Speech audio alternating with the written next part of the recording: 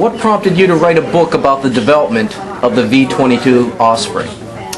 Well, I had covered the Osprey off and on for about 20 years as a Pentagon correspondent for the Dallas Morning News. And I thought that this was a tremendous story.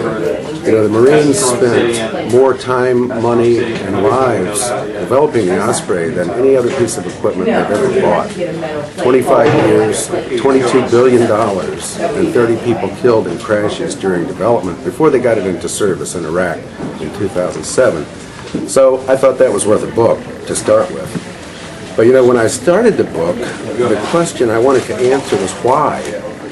You know, why would the Marines be willing to spend so much on the Osprey? I mean, it seemed to me that they would have spent any price to get the Osprey. And I came to the conclusion in my research, which lasted close to 3 years, that there were two main reasons, two things that kept the Osprey alive during all its trials and turmoils. One was the dream of the perfect aircraft, what in the book I call the search for aviation's holy grail. That is, an aircraft that can land most anywhere, fly fast like an airplane, and the Osprey does that. The more important reason, the thing that really kept the Osprey alive, was the tribal culture of the Marine Corps. And I don't think I have to explain to you what I mean by that. You know, throughout their history, the Marines have struggled to remain a separate armed service. And one of the ways they did that in the 20th century was by becoming the nation's amphibious assault force. At the time that the Osprey came along, the Marines were looking for a way to replace their CH-46 Sea-Knight helicopters, the troop transports they would use for amphibious assaults. And the Marines saw the Osprey as a dream machine for the amphibious assault mission. And as such, it was going to preserve their ability to do amphibious assaults and thus preserve the Marine Corps as a separate armed service. And I think that the determination of the Marine Corps that the Osprey was an existential question, not just another aircraft, but something that was key to the survival of the Marine Corps as a separate armed service, explains why they were willing to pay that high price for it. After all the research, what do you see as the promise and the danger of the Osprey? Well, the Osprey has almost unlimited promise because it in fact combines some of the best features of helicopters and fixed-wing aircraft. So it can get Marines to the fight faster, it can get them above the threat faster.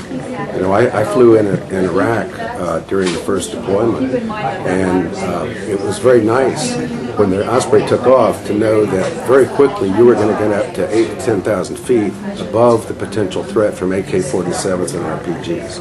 So, and that's one of the things that the Osprey will do for the Marine Corps in the kinds of wars that are being fought today. I think that even though the Osprey has been 25 years in development and now a couple of years in service, the Marine Corps is still figuring out the best ways to use it. But Marine leaders believe, and they may be right, that these revolutionary capabilities that it gives them are going to win battles and save lives. Based on your research in writing The Dream Machine, what reforms would you recommend to the procurement of weapons systems? Well, you know, the Osprey is sort of a poster child for all the things that have been wrong with the defense procurement system over the years. When this aircraft was begun, a lot of people have forgotten it now, but this was not just a Marine Corps aircraft. This was an aircraft for 4 armed services that was supposed to perform 10 different missions. It was supposed to have all sorts of remarkable capabilities, requirements, many of which had to be dropped over the years as reality set in. And this has been a problem with a lot of Pentagon programs. They start out with unrealistic requirements. The Osprey started out with unrealistic cost estimates. Bell Helicopter and Boeing, the two companies that built the Osprey in a 50-50 partnership, started out giving not just the Marine Corps but the 4 services really unrealistic estimates of what it was going to cost to produce not just the first military tilt rotor but the biggest tilt rotor ever, and one that incorporated cutting-edge technologies like composite structures and fly-by-wire flight controls. They overran their development contract on the Osprey by $300 million. And the Osprey is only one of many, many programs in which that's been the case. You know, the GAO did a study last year of 95 major programs, and they found cost overruns in a great number of those, billions of dollars in cost overruns. So one of the reforms that's needed is to get realistic cost estimates and realistic requirements from the start of a program. We'll never get the politics out of the defense procurement system, but that's one of the things that hampered the development of the Osprey. When Dick Cheney was defense secretary in 1989, he tried to cancel the Osprey. After a year or two, it was clear that Congress was not going to let him do that, but he kept fighting. And so the Osprey got 4 years behind, and that put the Marine Corps in a bind. They needed to replace those CH-46s, they felt. They had originally wanted the Osprey by 1991. They ended up getting it in 2007, remember. So after this happened, the Marines rushed the Osprey. Testing wasn't done adequately and may have contributed to a couple of the crashes.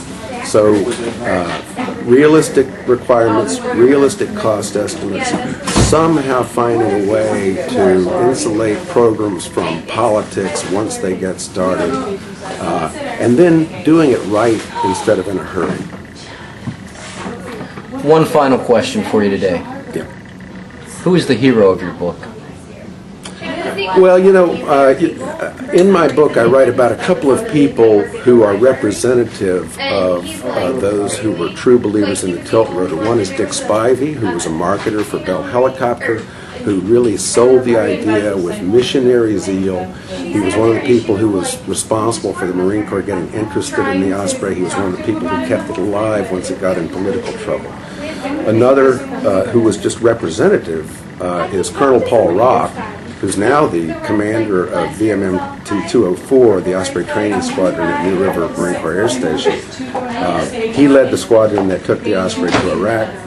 He had been a member of the multi-service operational test team that tested the Osprey, that suffered a couple of terrible crashes. But I would say that the real hero of the book, heroes, are those 30 men, 26 Marines and 4 civilians, who gave their lives during the development of the Osprey. Now, my feeling is that, I write about some of them because I wanted to bring some attention and some credit to them when I told the story of the Osprey, because they died for something they believed in, and to me that's one definition of a hero.